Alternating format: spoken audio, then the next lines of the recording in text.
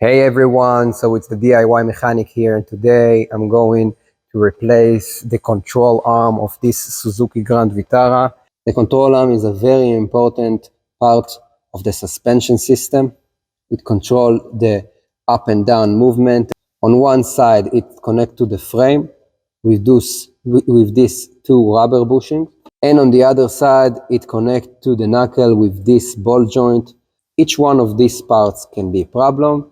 Usually on regular cars, the rubber bushing is getting dry, and after 10 or 15 or maybe 20 years, it starts to have some play. But usually on SUVs and off-roaders, you will have problem with the ball joint because some debris can get inside. Maybe the rubber is torn and broke down. And today, it's exactly what happened to the Suzuki Grand Vitara. The ball joint is a problem, and we need to replace the whole control arm because the ball joint is not separated.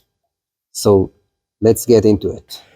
The first step will be to lift the vehicle. I'm using a lift. At home we can use a jack and jack stands. We will loosen the wheel nuts.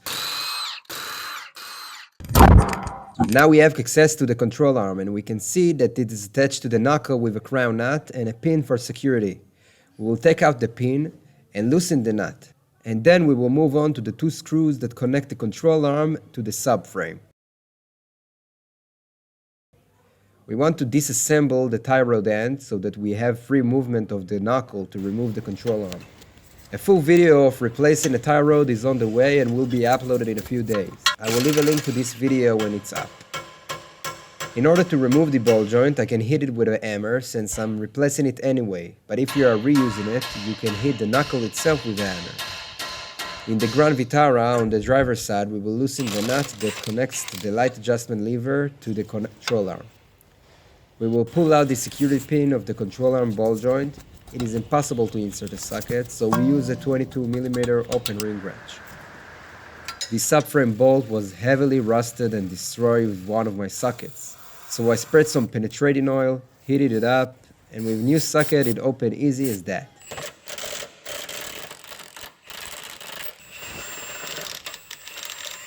Well, look how it looks, completely rusty. Now we are left with the second subframe screw and the ball joint nut. Again, we will hit the knuckle with a hammer to release the ball joint. Now with a pry bar we will remove the control arm from the subframe, and on the other side. On the new control arm we will remove the nut of the ball joint and play with it so that it is a little looser and easier to insert it to the knuckle. We also have a grease nipple with this one. I slide it inside a subframe, thread a screw so it does not move, wiggle the knuckle a little bit until the ball joint is getting into the knuckle, and screw the nut. Tighten the headlight adjustment bracket. The most important part is now. We need to tighten the bolts all the way.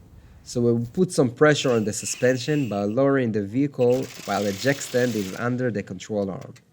We want the right angle and pressure to be applied to the bushing and that the position of the suspension is the same as when the wheels are on the ground. We will tighten all the remaining screws as much as we can. We insert a new pin into the nut of the ball joint and fold it for security.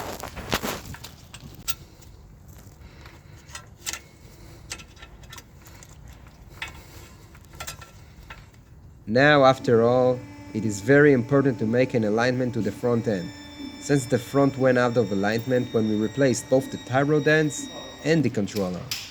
Pay attention to the difference in my toe angle.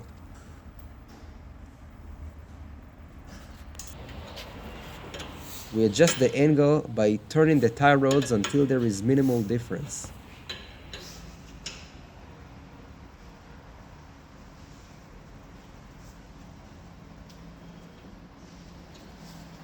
Now we can go back to the road safely. Good luck and see you on the next video.